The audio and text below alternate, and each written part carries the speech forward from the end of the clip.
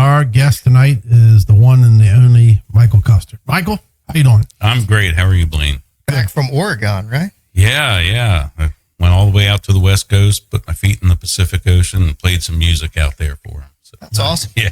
We're going to jump into all that, but I'll tell you one thing. Day after the election.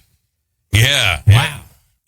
I tell you, the show's called The Last of the Good Ole Boys because in Frederick, there's, we're going to see it with some of your photos. There's all these connections and families and, people have been in Frederick and rooted in Frederick. They always know the backstory and how to connect the dots to get a hold of someone. But, I kid around in political office. I said Chuck Jenkins was the last of the Good Ole Boys in terms of type candidates. And my goodness, did he dominate. I thought, when I went back and forth with Chuck, I said, I think you're going to win handedly, but it's going to be like 72-28.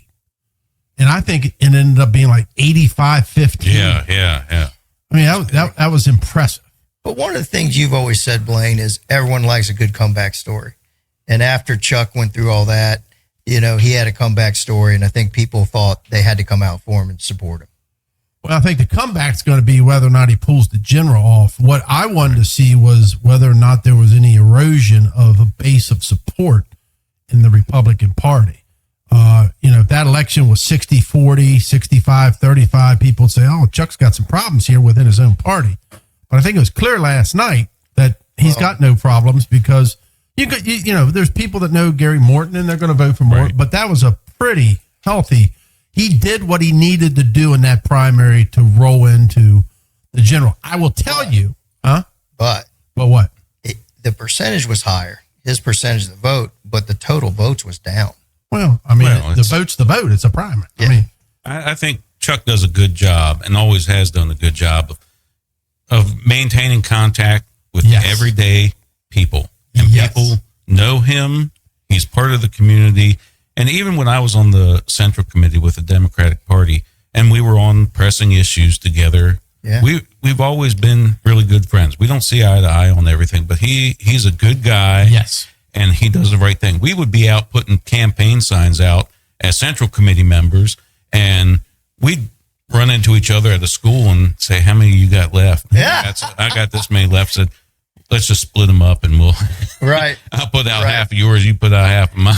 And here's the key. Save everyone's right. If you reached out to him and needed something, he'd take the call and try to help you. Oh, absolutely. He has always answered my call and tried to help me no matter what. And he'll do that for anybody. Yeah, now, I was hoping that Tony Lawson would win the other side of that primary. Yeah.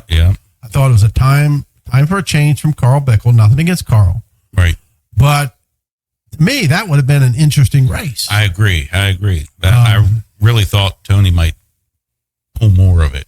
Yes. Than he did. Yeah. I agree. And I like Tony, and I've had him on the show. I like everything about him, and I hope that he doesn't get discouraged and seeks future political office, sheriff, whatever it may be, because it's tough to put yourself out there. Yeah. I think nobody was surprised about April Delaney beating Trone. No. Were any of you all? I wasn't. I thought it'd be tighter because they both spent so much money, but the Democrats really got behind April, and all the people that were elected and relevant were in her camp, except for a couple.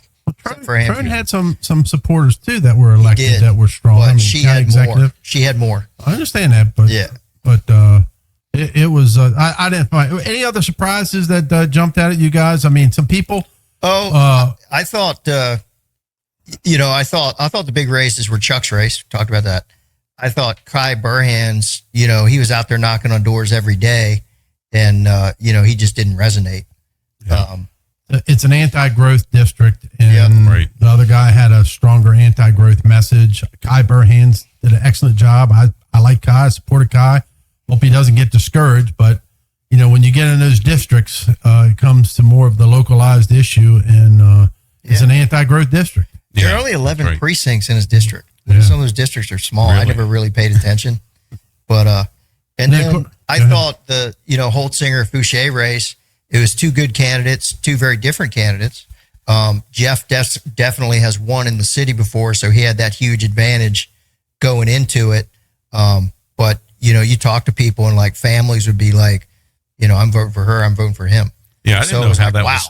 I didn't know how that was going to go because she seemed to have a lot of that support for the this anti-data center stuff. But I called it when Jeff was running for mayor. I said he was the dark horse in that race, and he came out and took it. So he's got it. I wasn't surprised. I wasn't surprised that Jeff won it all because, Diane came out against data centers, and Jeff has been against it from an infrastructure standpoint on the water. Right. Yeah. Right. That's the type of leader you want that goes and says, our infrastructure, and here's how and why and what needs to be done from an infrastructure point of view. Yeah. Yeah. And I don't think he just hung his hat on that one issue either. And he's a very humble, well-liked guy. Yeah. Also gets around like Chuck does. Yeah. Yeah. Absolutely. Yeah. Absolutely. And speaking of that mayor campaign, Jeff ran a better campaign this primary than he did when he won the mayor's race. Much better. After we did that episode of Pressing Issues, his wife came up to me and said, "Thank you for that." Kind of like spurred him along in that primary because I don't think he was invested in it as much. He's an engineer and a lawyer. He's not a politician, so sometimes you need that little goose to get going. So we're going to get in your life story, but there's a couple races. Number one is, do you remember who he beat in that primary? And he was only less than a handful of votes. I don't remember who was in that. Joe Baldy. Was it really? Yeah. And it was maybe like 2, 3, 4 votes or something. There's another good guy. And people don't realize Jennifer Doherty only beat Meta Nash by like a handful of votes. Yeah. That mayor's race went down. Yeah. And then, of course, I think a lot of people were surprised that my brother Brad Young did not make it through the primary. That was very surprising. Very surprising. Absolutely. I was a little concerned and worried. I didn't know because again, he was the target for the data centers. Right. Target number one, even though Renee Knapp was on that as co-chair. But for some reason, she remained very quiet, unassuming, and you had to pick 2 of the 4. And I think some Democrat, I think part of Renee doing well was because April Delaney did well, and a lot of women went in and voted for women. I agree. That's the only thing that I could figure out of that because I thought either they were both going to go down or they were both going to go through. And with Brad and Renee, one of them hitting and one of them not. That's the only thing that explains that. Yeah, and I think that's true on the Republic or on the Democrat side. And I thought that might be true for the county executive race on the Republican side, but that did not play out. Yeah. So the disappointments for me was on the Republican side was Robert Ficker, even though I like the guy. I just don't think he was the best person to put forward to have a shot in the general. And I like Dan Cox a lot. But again, I think he had his chance. And I think it pretty much ensured that Wes Moore is going to get a second term unless something crazy happens. I agree. I was surprised that the Republicans went with repeating the Cox against Moore. That's just. Well, what I was hearing was, I was in the booth and I looked at everything and I'm thinking, I love Dan and, he won big last time. So I'm going to vote for him again. He's always been a good friend. And then when it came to Ficker, I'm like, Rob's been around a long time. He's never won and he's not going to win. He probably won't win. But I said, if he's not going to win. Don't say probably. He ain't going to win. Well, I'll give everyone a chance. No, right? well, he paid his $25. He's on slow boat to China. He's in the it's race. a very slow boat. But I said, if the guy, if none of them are going to win, let's have some fun. And I think a lot of people did because Ficker is very vocal and he's out there, and it's going to be entertaining. Well, Roscoe Bartlett said it best. He celebrated his 100th birthday, but he used to get criticized by, if you all remember, a congressperson named Connie Morella. Yeah. Oh, yeah. Connie was very liberal for a Republican. Yeah. And Roscoe Bartlett said, here's what you all have to realize, because they were trying to primary her. Right. I will take a Connie Morella any day of the week over a Democrat. And you need to, now you got to remember, he's Republican. Right, right. From that viewpoint, if you all go that route and do that to her, then we will lose that seat. She is the best person to represent the views of that district. And of course, she got redistricted and moved on. But let's get started. Michael, where were you born? I was born in Washington, D.C. Holy, Really? I was. Not in the barn. So how did that happen? Actually, my family lived down in Montgomery County when I was born. Okay. My parents grew up in Montgomery County. Who were your parents and what did they do? My dad is John Kuster. He's a a retired police officer. He worked for Montgomery County Police for maybe 35 years. Wow. My mom, she was a computer programmer down in Montgomery County. And when she had me, she became a stay-at-home mom. Nice. Yeah, so... it still can be done today. People just have to make that choice. You make sacrifices, but it's a choice. Yeah. So we lived in Montgomery County and my dad was into horses, and we kept our horses on a farm, a friend of his. And I think my mom just got tired of traveling to go take care of the horses every day. So we bought a farm in Frederick County and moved up here. And where at? On Ballinger Creek Pike. It was. How big? It was actually. What they own is about 7 acres, and then there's 10 acres across the street that they use. But it was land that Ryan Holmes was developing, and they could only get one perk on this lot. Okay. So when we came up here, we had to go to Farmbrook and go to the model house. And first of all, I'd never been that far north on 270. So where in the world are we going? How old were you? I was 8. This all went down. Well, I was probably 7 when we. Any brothers or sisters? I have 2 sisters. Yeah. How old are the sisters? My one sister is 3 years younger than me, so she's 48.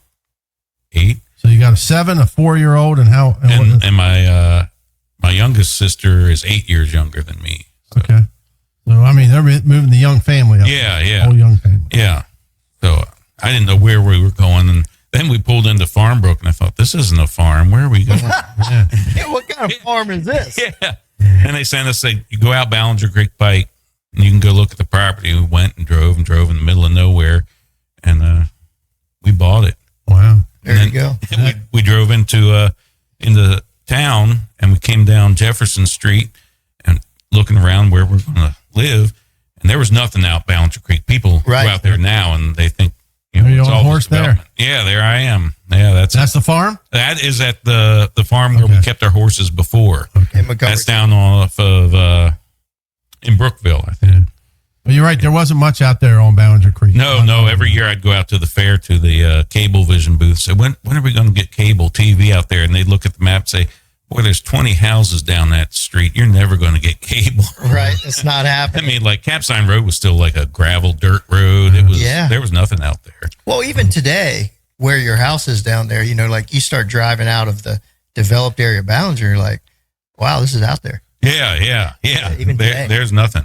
So you're in Frederick County. Where'd you end up going to elementary school? Were you past elementary school when you moved up here? No. I went to South Frederick, which is now Lincoln. Okay. Yeah. So they bussed us in. Wow. From the county. My sisters went so you coming into the city to go to school. Yeah. Was that a big change or was that nothing? No, because I walked to school. When we lived on Randolph Road, I walked to school, and it was a very diverse place there. So going to South Frederick was great. It was just like nothing changed for me there. Right. Yeah. Living on the farm. Have to walk anymore. Yeah, living on the farm was the big change, because before I could ride my bicycle up to the Roy Rogers up in Glenmont. And then I'm on the farm. I can't go anywhere. My best friends are horses and goats.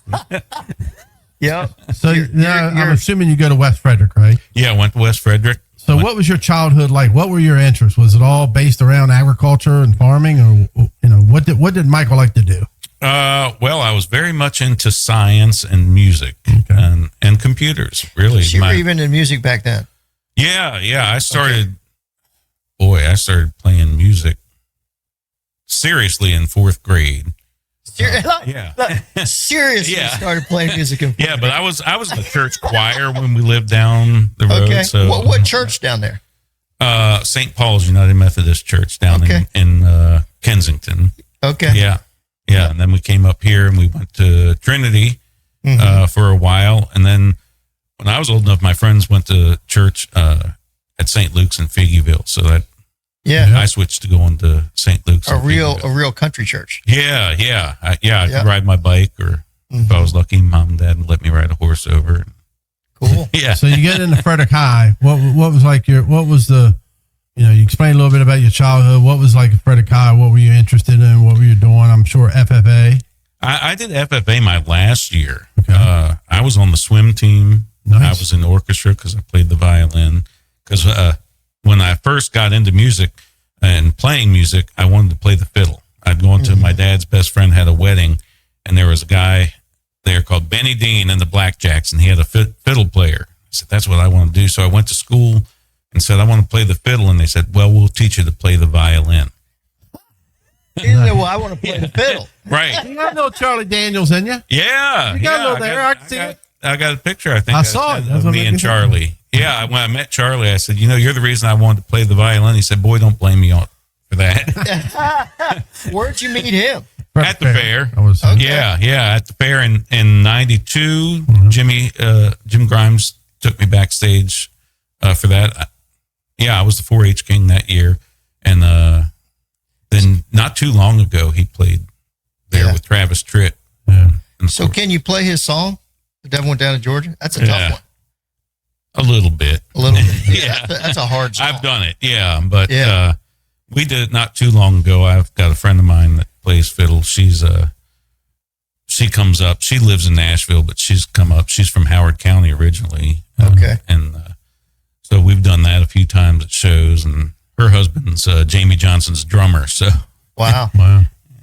So after you get out of high school, what'd you do then? Well, I went to FCC, and then I went to College Park. What'd you study in? Computers, I'm assuming? No, my degree's in sociology. Wow. Yeah, and I took that. Why'd you do that? I took the ASVAB test, like we all had to, and the military said, "Oh, your skills are computers. You need to do computers." I don't want to do that. I want to work with people. Right. So that's what I studied.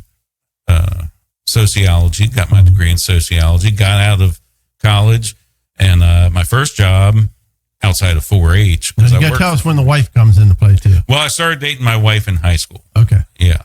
That was senior year we started dating. Did she play the fiddle? No, she did play the cello back really? a long time ago, but okay. she won't do that now. Wow. Okay.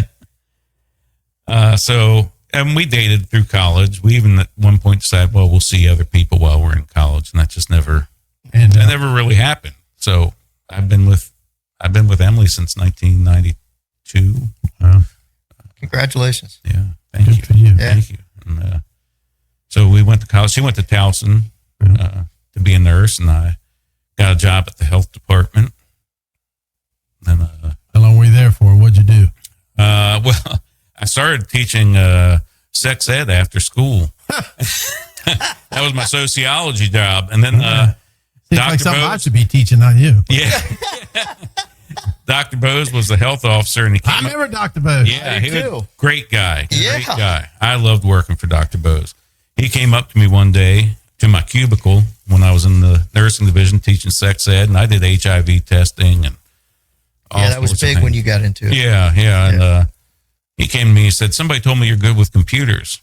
I said, "Yeah." And he said, "Well, we got this job to be in charge of computers here at the health department, and I'd like you to apply for it." I said, "Well, what does it pay?" And he told me, "Sign me up." Yeah. I'm in. Better than teaching sex ed. Right. So that's how you got into the computer end of it. Yeah. So then people started finding out I was doing computers, and I had like some guy that owned a mortgage company contacted me and said, "We'd like you to do some stuff for us." And then started doing it on the side. I was doing that on the side in the evenings, and finally I just said, I could do this full time. So how long were you at the health department for doing the computer? I was there 5 years. 5 years, and then you launched. Then I launched Digital Age Solutions. Digital Age Solutions, Yeah. and I remember you had a shop at a couple different places, didn't you? But one I think was over by Walters, wasn't it? Yeah. Walter and I were neighbors. Yes, that's right. Yeah, and then I knew they were going to tear that down, so I bought an office condo out off of Ballinger Creek Pike, Crestwood Village Boulevard area. And so that's your full time bread and butter. Yeah, that's how I That's your pay meat the and bills. potato. Yeah. At one time, you were like making computers and. Yeah, we still build computers, not as much as we used to, but When you say we, how many of it is it? Just you? 5. 5? Yeah. Wow.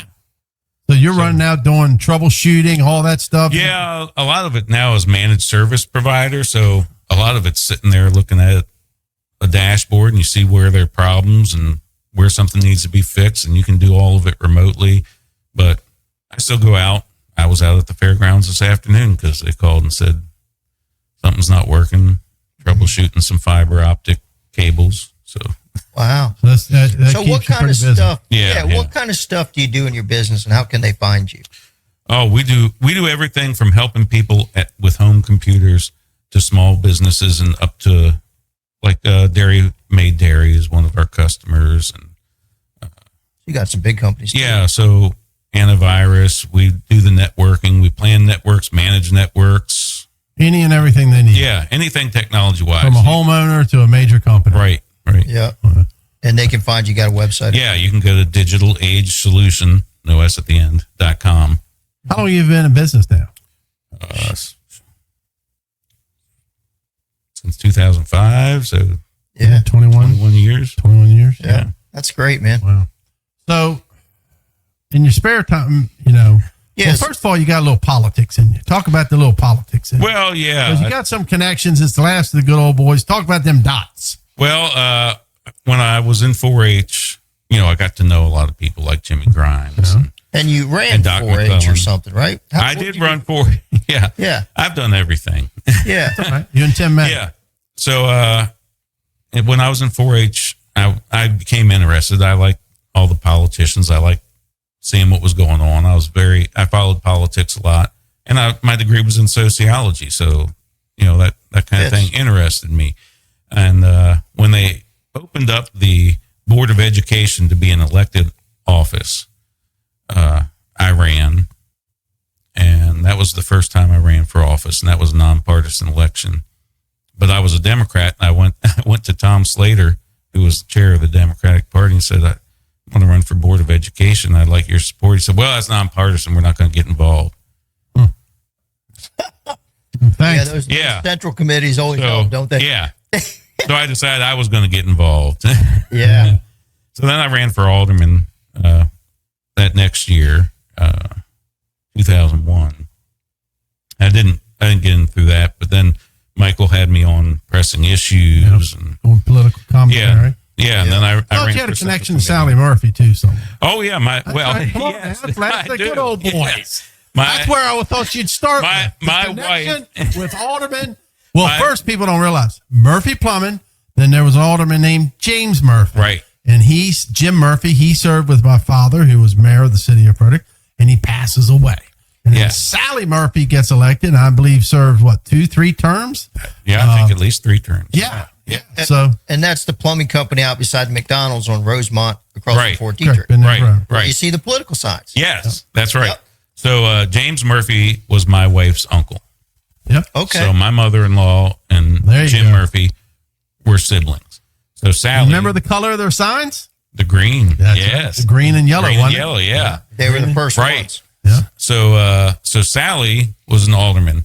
So with that time, I decided I was going to run for alderman. She was not alderman anymore. She wasn't running for re-election. So that was, I had to pass everything. I had to pass inspection through Sally Murphy and through Mr. Murphy, Mr. Charles, who we call Granddaddy.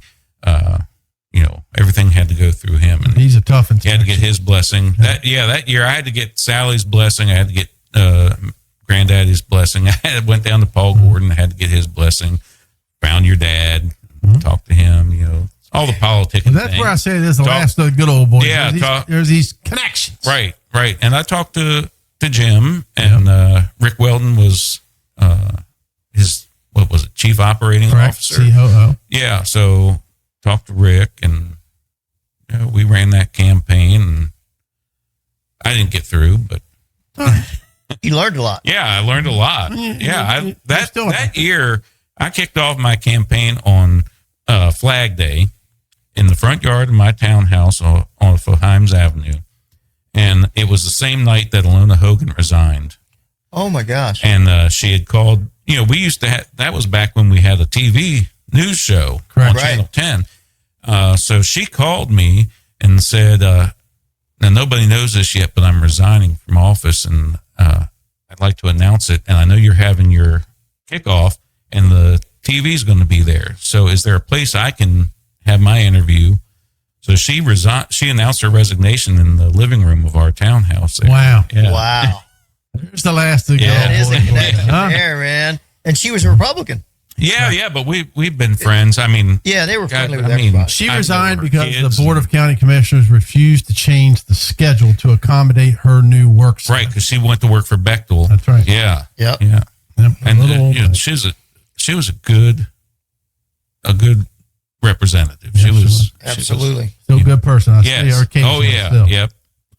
So you got some politics in you. Where in the world did the music come from?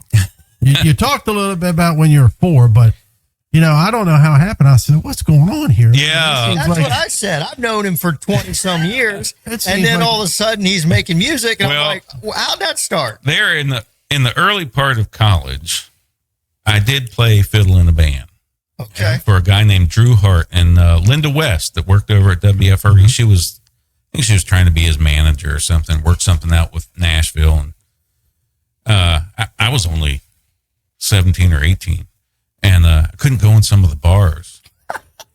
So they let me go. But I was the only one that could read music in the whole band. Really? Yeah. Wow. So that was my first foray. And he moved down. I think he moved down to Nashville, but everybody I met down there was getting a divorce. They didn't see their kids. It's a rough life doing the touring. So, and Emily and I had talked about moving down there, doing music full time. I just don't know if I can. Right. I don't think we'll survive that. Yeah. And I don't want to do that. So we didn't. That's good. And I stayed good at home. Family decision. Yeah, and a lot of people had no idea I did the music. Yeah. I would do stuff. I would play like parties at the health department for people. I'd sing songs and do. So what genre? Tell people what songs. What do you play? No matter what genre I play, it comes out country. You've got that voice. Yeah, you got that voice. I did just for fun when I was out in Portland. I tried to keep people entertained, and I said, whatever I do comes out country, so I'm going to prove it to you. So I did Bismarcky's "Just a Friend." Come on, no. Yeah, I need to hear it. Come on, let me hear it. If I had my guitar, I'd play it. No, I don't need to play. Give me a chorus here. I want to hear country. Have you ever met a girl that you tried to date, but a year to make love, she wanted you to wait? Let me tell you a story of my situation. I was talking to this girl from the U.S. nation. The way that I met her was on tour at a concert. Yeah. She's just a friend. Yeah. Rest in peace. Yeah. Bismarcky was great. So, yeah. But I mean, so tell me, like, where it seems like to me, just in the past recent, I don't know if, it's just picking up or notoriety. The revival. I really hadn't done anything. And when the pandemic hit, I was lucky enough. My business was essential services. So I was going to work, but you couldn't do anything. You couldn't go out and do all the stuff that you used to do. So I was sitting at home, and Emily was working on the COVID unit at the hospital. So she was separate from us, even when she wasn't at work, because it was when it first happened. We didn't know what it was. We didn't have enough supplies. It was just a nightmare. So I was just sitting at home playing music, and my kids are used to it. But there was a song I had written called "Hurt Again" that I played all the time. And my daughter said, who sang that song? I said, nobody's ever heard that song outside of this house. Wow. And she said, well, that's my favorite song you do. Mm-hmm. I said, well, that's nice. Then I wrote a song called "The COVID Floor" about Emily working on the COVID unit. I played that one night, and my kids said, "You've got to do something with that." No, when you say kids, tell us who you can. I'll give names if you don't want. Yeah, kids, ages. I'll give names. They love it. I've got twins, Jackson and Kathleen. Mm-hmm. We call her Kate. They're 24, and my youngest Jameson is 21. Wow. So I was playing music, and they were in their mid-teens. Yeah, they were teenagers. Yeah. They were not just when they told me that they liked my music, I was like, right. So when they told me they liked the COVID Floor, I went to a friend of mine, Karen Nicholas, who runs the fair, and I sent her a demo of it, and I said, "What do you think of this song?" She said, "You got to do something with that." Yeah. So I started sharing. Wow. Yeah, I started sharing songs on YouTube. It was just me sitting in my leather chair in the den playing the guitar, and it was getting some traction. getting some notice. And one day I get a phone call from a guy in Nashville. Wow. So this has got to be some prank. So literally, wait a second, literally you're posting on YouTube, you're getting some traction, phone rings, and it's like a guy from Nashville. Yeah, he said, I'm a producer. I think we can do something together. Were you like? I was like, oh, that's How nice. do you verify funds? Yeah. I was like that. That's real nice. And I hung up and looked up who this guy was. This guy's actually legit. Yeah, he's legit. How'd I call back? Yeah. So, it was still the pandemic, so we started doing stuff remotely. Now I'd record stuff at home, and he'd get session musicians come in one at a time into the studio down there, and come to find out the guitar player he's hired is Billy Ray Cyrus's music director and lead guitar player. Holy and he says, we're going to do a Zoom call, and you can watch. We're going to record this, and you can tell him how you want the sound. And the first time you hear somebody like that play your song, I'm like crying, like, yeah, this is a real guy playing my music. You're like, I'm not dreaming. Yeah. So now, how did you make sure that you owned that song though? In terms of like not somebody. Yeah, this is a big deal. Yeah, it is a big deal. I copyrighted it, so my music is copyrighted with. So before you even started talking to this guy, this song was copyrighted. Yes, I made sure that I was doing the stuff I needed to, because it was a concern. Okay. I put this out there and then somebody says, I wrote that. Yeah. So I wanted to make sure if something ever happened with it, I was getting the royalties and the credit. So you had a lot of work to do before you ever. Yeah. And I had to learn all this stuff myself. I mean, during the pandemic. Dan in Nashville was helping me a little bit, but yeah. So what happened then? He started putting more musicians together, and got Michael Cleveland, who's the most awarded fiddle player in the world. He called me and said, I got this guy, Mike Cleveland, that's going to play fiddle for you on this. I said, that name sounds familiar. He said, yeah, he's got this band called Flame Keeper. I said, what? Are you talking about the guy who's blind that plays the fiddle? He said, yeah, that's him. He said, just, you can just send him PayPal for payment for what he does in the studio. Next thing I know, I'm on the phone with this guy, and then he tells me, I got this steel guitar player. His name's Gary Carter. I said, I don't, that name sounds familiar. He said, oh yeah, he played on all of Randy Travis's early stuff. Wow. What? They're putting you together. Yeah. So next thing you know, I'm like going down to Nashville and hanging out in the studio with these people that, they're legit people. And I'm just song? Mike the farm kid from Frederick. Yeah. And it's all from YouTube, playing on YouTube. Yeah. So you're in the studio. How was that interaction? How long did that take? And obviously you made the song. Yeah. What happens when you go to, so you finally go, you always want to go to Nashville, and you're like, well, come on down. We need you to do this. Yeah. What happens? So the first album was all done remotely, and everything was Zoom calls and all that. Yeah, during COVID. Yeah. And the second album, some of it was like that, but then Dan said, it'd be a lot better and easier if we did your vocals down here. And luckily, Mom and Dad have timeshares through Wyndham. So I got a condo like 2 blocks from the Nashville Palace, across the street from the Grand Ole Opry. So I can stay there for free, and I can drive on over to Cherry Hill to his studio. From there, I can be downtown and Broadway in 12 minutes. Wow. You're living the dream. Yeah. So this song's on YouTube, right? Yeah. What's the name of it again? The one you recorded in the studio with all these people? Well, all of them. There's 38 songs. That's your second album? I'm going to ask Douglas to pull one up on YouTube. What's the name of the second What song do you want us to hear?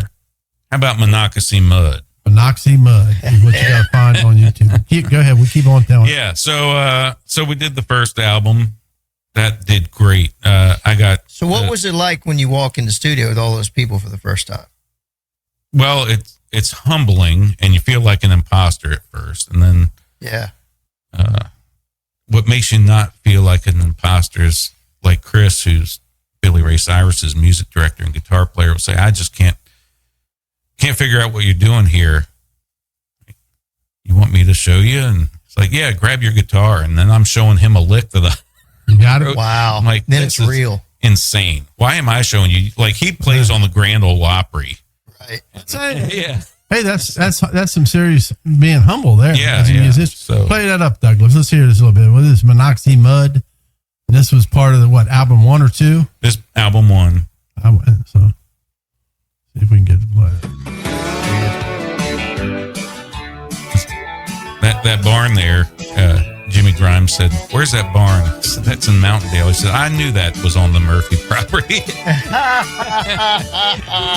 He knew where it was. Yeah, he knew exactly where it was.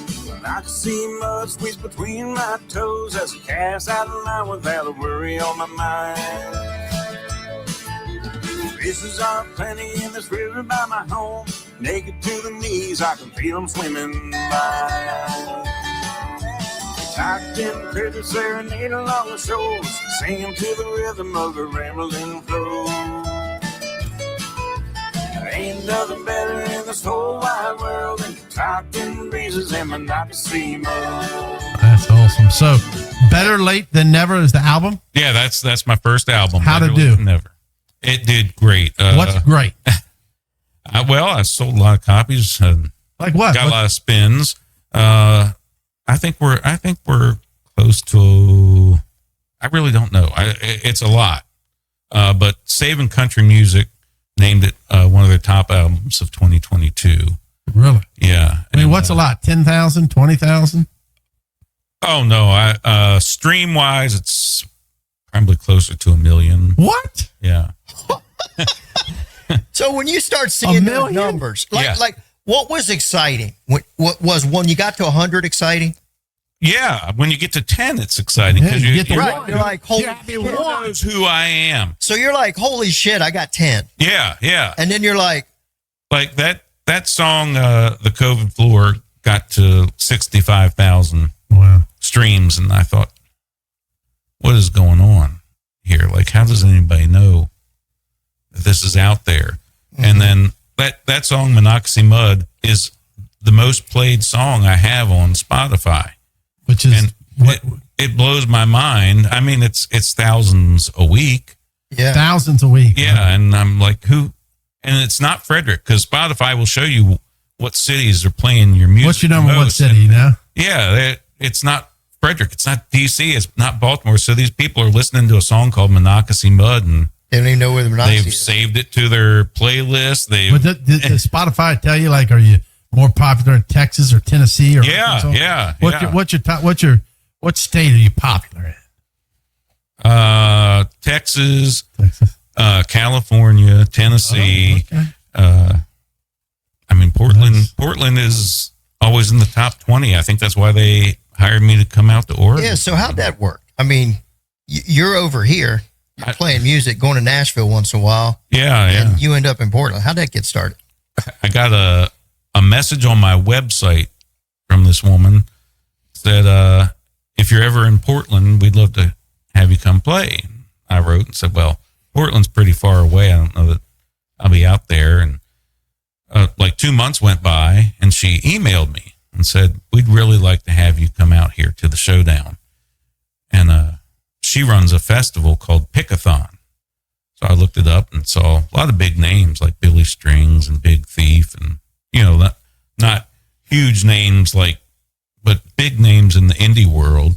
Right. So I wrote her back and said, well, I can come out there, but you got to make it worth my while. You know, I got to pay for airfare to drive out there, and got to have a place to stay. And she said, well, we got to deal with a hotel here in town, and we'll cover your airfare. And so I've got it.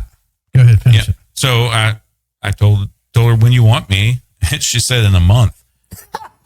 I said, well, okay. Sign me up. Yeah. So I did it, and they got me an opener, and they sold tickets, and really, so was that your first like out of nowhere contact and coming, you know, this far for away? something. So where all have you played? Most of the stuff is around here. Mm-hmm. You know, I played the Great Frederick Fair. I played in the streets. I played National Harbor. That had to be big. I mean, yeah, as a guy the from Nashville Harbor thing was crazy because it was some festival. I didn't know what to expect, and I thought this is going to be like 100 people there. It was thousands. It was over 10,000 people sitting there in front of you. And you're like, that's a big deal for me. These people want to hear me sing my country music songs and Monoxy Mud. Yeah, but we had a great time. It was fantastic. Yeah. So here I've got it. Are you going to run for politics again? No. Come on, we want one more race. If you remember, "You Are My Sunshine" by Jimmy Davis, I do know governor. Yeah. That's when they wanted to reform Louisiana and clean it up, and he played that song. You got to get your guitar, and at every campaign stop, play Monoxy Mud. Okay. And just run for like county council. Right. Yeah. Well, I think you're in the Northern District, right? Yeah, I'm in District 5. Yeah. They'll eat that up. That's it. You gotta just do it to have fun one time. Every time they do a debate, Mr. Kuster, you got 2 minutes. Just play 2 minutes. That's it. How do you feel about affordable housing? Play first. Just play. Keep playing the song. That would be the greatest. That would be fun. And you'd have fun. Well, I always love that David Brinkley rode his horse, so I would do that. Yeah. Yes. Absolutely. So, second album? What type of traction did that? The second album, it's really the second album. I don't think has done as well as far as sales, but as far as number ones on indie radio, that one's by far. I've got the most number ones off of that. And that one's when you say number one, what? So on the independent music charts. Okay. So not on Billboard because they only count pretty much if you get into the really big stations, and those are only going to be labels, big labels. And I'm not signed to a big label. So they own the radio stations. Yeah, pretty much. It's a sealed it's a different it's a different ballgame. Yeah. In the old days where you could walk in with your record and talk to a DJ and get them right. Sometimes that's how people got their break. You got one major DJ to play. If you go to WFRE and talk to the program director, Andy's going to say, well, those decisions really are made above my head. They have a list somewhere else.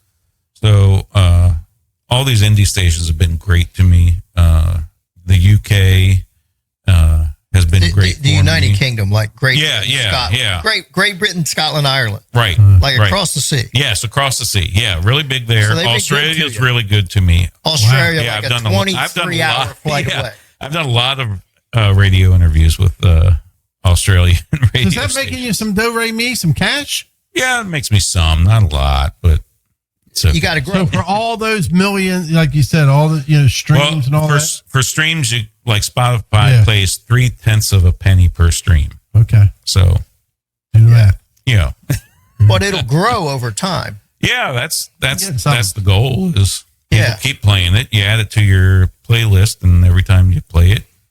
Any labels been in contact with you at all? Yeah, I've talked to them a few times. What's that like? So you get a call from a major label. You get a call. Do you think it's another call from Nigeria? Yeah, like that kind of thing. Yes, yeah, yeah. So what's it like? Go through one of them. So you set up a meeting and you talk to the AR person. So, what's AR? It's like artist development. It's okay. I can't remember what it stands for. Yeah, it's not accounts receivable. No. So you talk to them, and then if you get far enough with them, then they want you to talk to somebody else at the label, and they want you to use their producers. Mm-hmm. They want you to use everything for them. So it's like being on a NASCAR team, right? The benefit of that is they're going to upfront pay for all that stuff. Oh wow! But they're paying for it upfront. That's right. It's an IOU. Back end. Yeah. Okay. So you give them, like, I own 100% of my music. Right. Like Kid Rock. Right. Yeah. So with the label, you're pretty much signing at least 50% over to them. Wow. So every time you get those royalty checks, 50% goes to the songwriter, 50% goes to the publisher. Mm-hmm. I'm both of those for me. Right. But the label would take that publishing or more, depending on how much they think they're going to need to get back and how quickly they need to So you didn't feel the juice was worth the squeeze. Right. So and you lose control. Right. And are they going to put It's not bad to lose control if you're talking about tens of millions of dollars. Right. But if you're going to lose control over 10,000. Right. Are they going to put that kind of money behind, for me, a 50-year-old who's playing traditional country music when the scene is really a 20-something-year-old that's playing modern country music? Country. Like, WFRE has been good. They have played my music. But they're not playing it like they're playing Morgan Wallen or. Right. Yeah, absolutely. They've got a rotation. They got to play until you write that song. Right. Yeah. Yeah. If Morgan have you gone to Floyd, Virginia? I have not. You got to check that out. Yes. I've got something going on. Oh, really? Got something going on. Is this breaking news? I can't say anything right now. Yeah. That's where our family's from. There you go. Oh, is it really? Yeah. So the Youngs, the Coxes, the Duncans all came out of. Are you gonna announce it on our podcast? Since what he's got? He's in negotiations. Yeah. Yeah. So what's next for you? What do you think the future? Well, I'm still working on this third album. That's been a really longer process than I wanted, but it requires money for studio time. That's where you want the label to put the money up front. But is your wife still working, being a nurse? She does not work anymore. So she doesn't work anymore? No, she's not working anymore. So your wife retired since you became a country music star. Yeah. She retired in 23. There you go. So, yeah. And that's because the business is doing good, or the business and the country music, or everything? Yeah. A little bit of everything. A little bit of everything. The economy could be better for me right now. Yeah. Well, I think everyone's getting that. Yeah. So working on the third album and keeping the business going strong and all that good stuff. Yeah. So the third album, you think it's taking longer because you're more of a critic now? I'm a bit more of a critic. We did a lot last year. I was in Nashville a lot last year. And this year, I think I've done 2 songs down there. But I've got two more that I want to do to call it an album. But I've been releasing them as singles out to like Spotify and stuff. So all the music that I've done is out there right now. But the album's going to be called 50 because I started it when I turned 50. And I wrote a song called 50. That's been real good. Done real well. I got 2 more songs that I want to finish. And the first 2 albums came quick because I had a lot of material to go. And yeah, you've been storing up since you were 4. You're right. So you still have a love for the Great Frederick Fair? I do. I love the Great Frederick Fair. I was just there today. So get ready. So do you feel like now when you see and bump into country bands or country stars, or is there some type of connection with the people that hey, Mike, I mean, are you building some of those networks and friendships? And if we don't know each other, we know people that know people. So you kind of like the last of the good old country stars. Right. Yeah. Like, because I'm sure that's the same, I know him, knows, okay, he vouches for him. Yeah, he's a good guy. Yeah. I mean, still network. Between Michael, there was a picture of me and Michael up there earlier that plays fiddle for me. I mean, he plays for everybody. He's a good fiddle player. He is the best fiddle player. He doesn't play violin. No. Actually, what's really good about Mike is he plays a little bit of everything. He'll play any style music, but he plays with Billy Strings. He plays with Vince Gill. He plays with everybody. Everybody wants Mike to play on their album. Is it Vince Gill that plays at that supper club down there in Nashville? He goes in with a local band and just plays. He might. He plays with the Eagles a lot, but he did. I mean, you can see Vince is a down to earth guy. Yeah. So you met him? Yeah. He played at the Great Frederick Fair a few years ago, and they've all either played going there, coming up, or going down. Yeah. And I went out there during sound check. He's out there in a pair of shorts and flip flops on stage, and just tearing up that guitar. Remember, the only person that played where she was coming up, and by the time she got to the fair, she was on top. It was Leanne Rhymes. Yes. Yep. I remember that. Yeah, you remember? Timing. She tried to get out of it. Yes. Yep. And they told her that if you do that, we're going to remember you when you're coming back down. Right. And we'll make sure that you're blackballed. Right. George Moffat was running all that. Yeah, George. Yeah, attractions and all that. It's just unreal in terms of how that works. So, want to run through the picture? If somebody, well, I want to ask you, they've been running the whole time, but if somebody wanted to have you play in Frederick, like they're saying, well, so first of all, they can find your music on Spotify. Yep. They can find it on YouTube. What's the easy? Just Google your name or what? Yeah, you can go to MikeKuster.net, and it's Kuster with a K. Okay. MikeKuster.net. You'll find videos. You'll find links to all my music. Hopefully you'll buy my CDs or vinyls. We even got it on USB. It looks like a cassette tape. So. Wow. And then if somebody wants you to play, like their house or a venue, what was it? How much? If I wanted to book you and say I want you and your guitar, I want you to come to my house, or we're having a backyard party for like 3 hours.